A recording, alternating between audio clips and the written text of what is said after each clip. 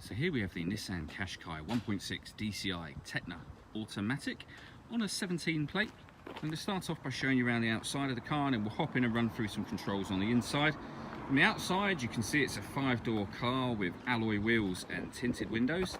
Let's start off inside the boot and then work our way around the rest of the car from there.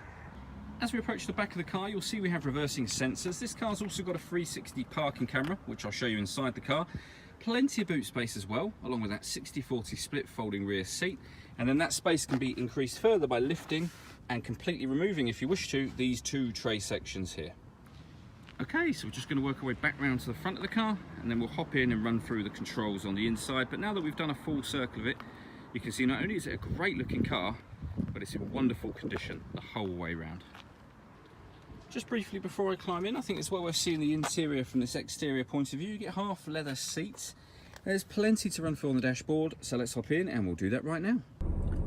Okay, now that we're inside the car, we're going to start with the dials. On the left hand side we have the rev counter, on the right hand side the speedometer. We have the fuel gauge below that.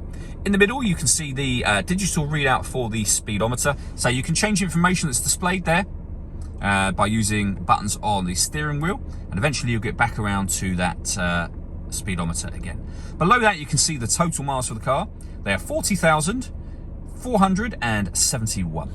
If we back out to the steering wheel next, we've also got stereo controls over that side as well. And then on the right hand side of the steering wheel we've got cruise control and speed limiter, as well as voice activation for your phone. So hit that button and ask it to dial anyone in your contacts list. It can do that for you without you having to take your phone from your bag or pocket. Of course, you need to pair your phone first, and that is done using the touchscreen over in the center just here by hitting the phone button and then connecting to phone. It won't connect, so once it doesn't connect, you can just hit connect yourself and then pair from that screen. When it comes to radio on this car, you can see we have FM radio, we have AM and DAB as well.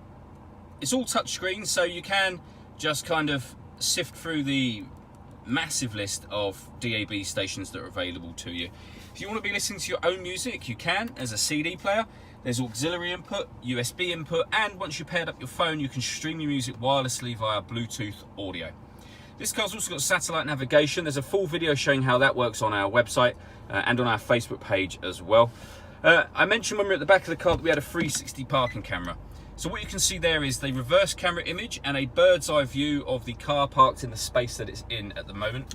The camera goes a couple of steps beyond that. If we press the camera button here, we then have the bird's eye view and a front facing camera, or the bird's eye view and the front passenger side wheel.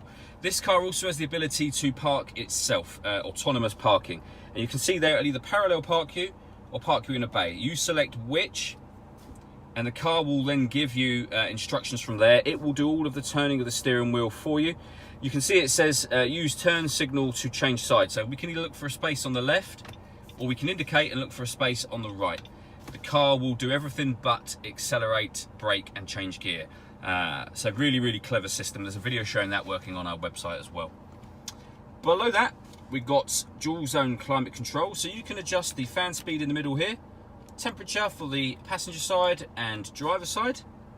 When you're happy with those settings, you can turn the air conditioning on, or you can hit auto and the car will take control of the fans itself to maintain those temperatures you've asked for. You can override that at any point in time you wish to. We have a proper electric heated front screen, as well as the heated rear screen, of course. Then underneath that section we have a 12-volt charging socket down here, the electronic handbrake, the fully automatic gearbox, heated driver and passenger seats, and inside the central armrest, a second 12-volt charging socket and the USB and auxiliary inputs that I mentioned a moment ago. The last thing I wanted to talk about is the panoramic glass roof on this car. So you can see the sun blind is closed over at the moment. If we press the button up here, that sun blind will now open by itself all the way to the back. It lets in a huge amount of extra light and really does kind of increase the cabin space, or the feel of the cabin space.